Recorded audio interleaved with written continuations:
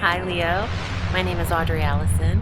Thanks for joining me for your April 2016 forecast for the month. It's a bright and sunny California day. I'm trying not to go blind out here. I'm like hiding my eyes behind the umbrella above me. It's so bright. Okay, let's get to it because there's a lot to cover. April is pretty rambunctious. I'm using the Alchemical deck by Robert M. Place, my steadfast deck. And okay, thanks for joining me. Thanks for subscribing and liking and sharing these posts. Let's start the top of the month with a Venus transit. There's two personal planet transits. On the 5th of April, we have Venus entering Aries, sister fire sign like you, Leo. This all works for you. When Venus, planet of love and money, enters the 9th house of Aries for you, this triggers the trine between Venus and Mars in Sagittarius, and also a retrograde Saturn in Sagittarius.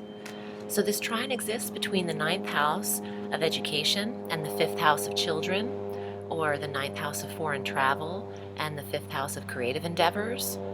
It could apply in so many different ways. Perhaps some of you are finding the money to get certified, or to go abroad to study, or to taking a risk to do something very independent or creative, or perhaps your belief systems are changing because of your children.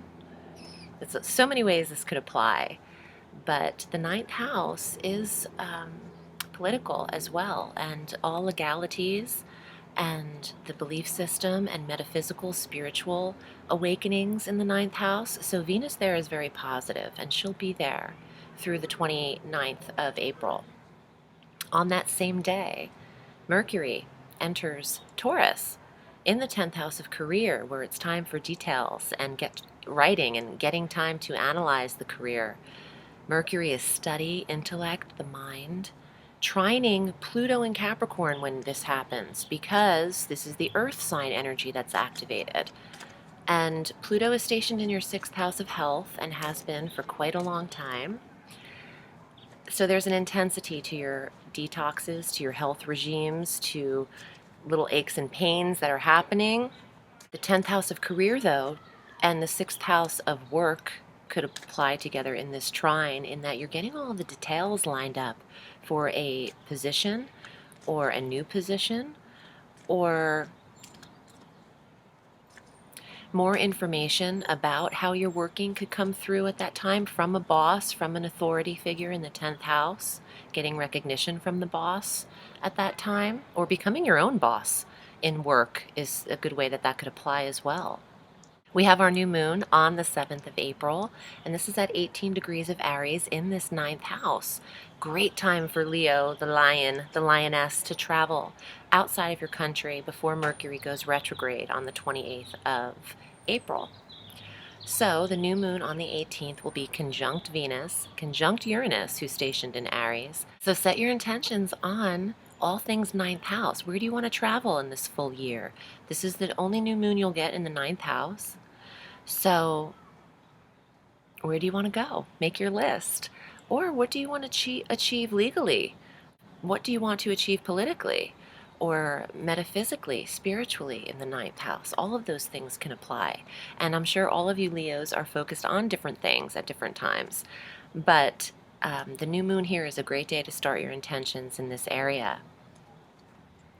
On the 17th of April, Mars will retrograde through June 30th, retrograding in Sagittarius, going back to 23 degrees of Scorpio. So this is retrograde that starts in the 5th house of romance, the 5th house of children, and then retrogrades deeper into the house of home, to the house of mother, to the 4th house of foundation.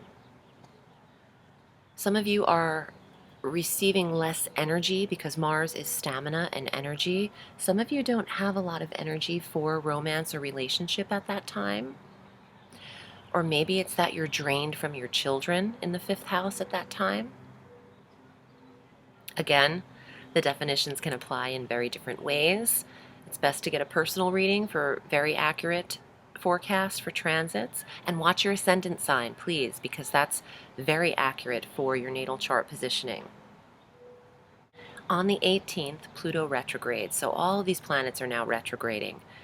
This is in that health sector. So the intensity still exists with Pluto, regardless of retrograde or not. He is the most intense planet. Pluto retrograding in the 6th still has an intense energy to the health routine, to the health regimen, but you might want to really focus and hone in on a certain aspect of the 6th house and get it real straightened out, whether it's all of your dental appointments, or it's all of it, if it's getting into work an hour earlier always, or something about the schedule of your habits could be realigned at that time.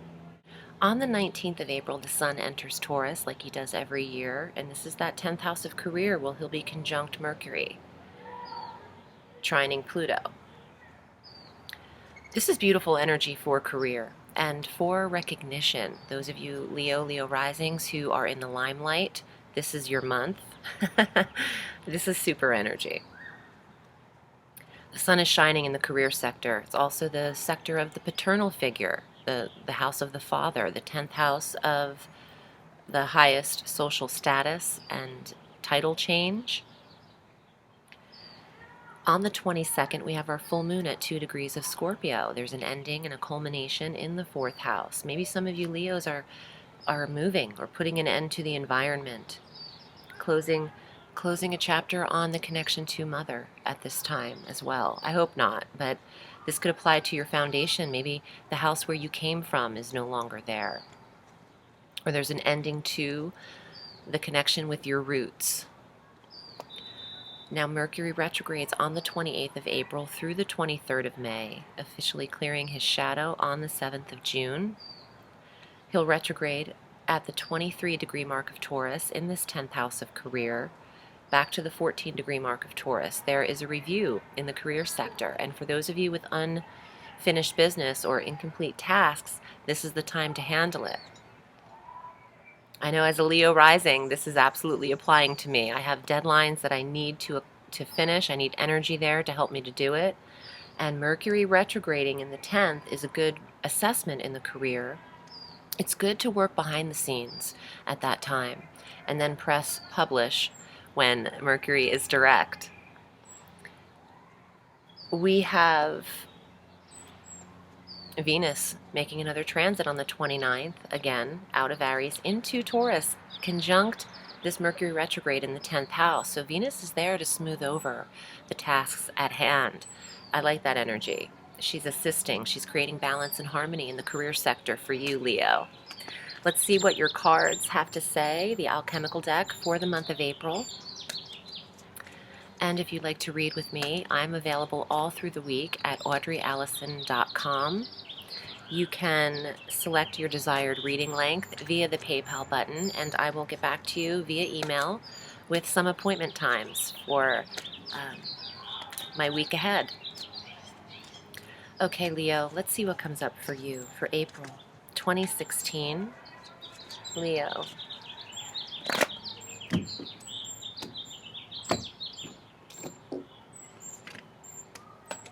A breaking of position, the 5 of Cups. 2 birds flying in different directions.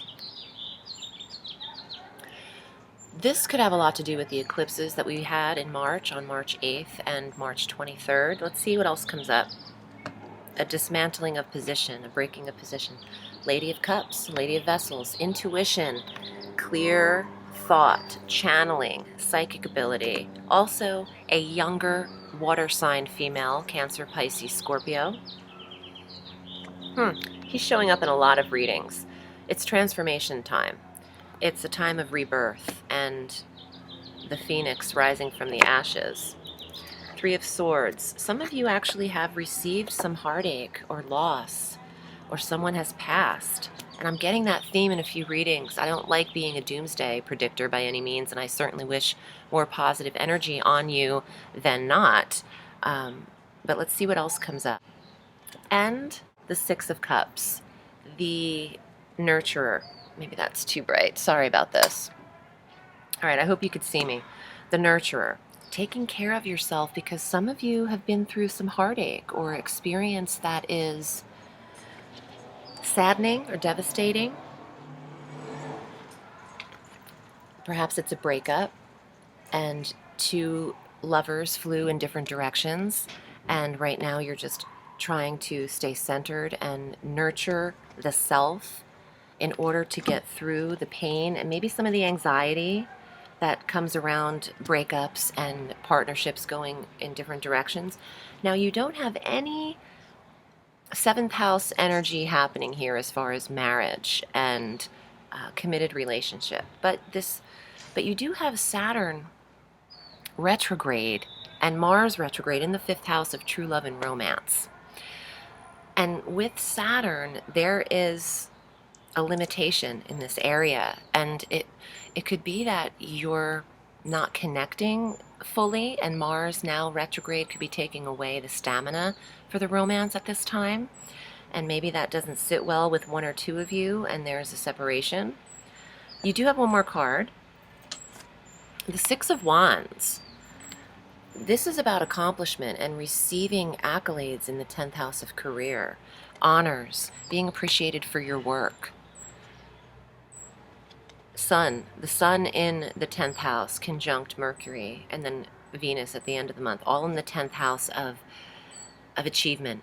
And this card is about recognition. And some of you Leos are overdue in that arena. So